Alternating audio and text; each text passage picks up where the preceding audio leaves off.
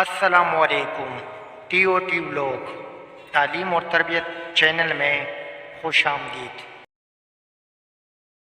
حق پرست علماء مصیبت اور پریشانیوں پر بھی شکر ادا کیا کرتے تھے۔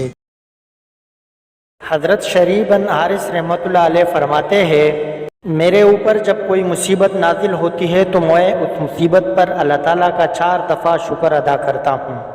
ایک دفعہ شکر ادا کرتا ہوں کہ اس سے زیادہ بڑی مصیبت نازل نہیں ہوئی۔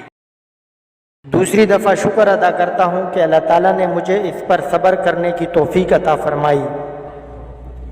تیسری دفعہ شکر ادا کرتا ہوں کہ اللہ تعالیٰ نے مجھے ان اللہ و انا الیہ راجعون پڑھنے کی توفیق عطا فرمائی۔ اور چوتھی دفعہ شکر ادا کرتا ہوں کہ اللہ تعالیٰ نے مجھے اپنے دین اور ایمان کے معاملے میں نہیں آزمایا۔ خوشی کے موقعوں پر اکثر لوگ شکر ادا کرتے ہیں، لیکن مسلمانوں اور مومنین کا خاصہ یہ ہے کہ وہ تکلیف اور دکھ ملنے پر بھی اللہ تعالیٰ کا شکر ادا کرتے ہیں۔ اور ہم سب کو بھی چاہیے کہ ہم پریشانیوں میں بھی اللہ تعالیٰ کا شکر ادا کریں، کیونکہ اللہ تعالیٰ کسی پر بھی اس کے طاقت سے زیادہ بوجھ نہیں ڈالتا۔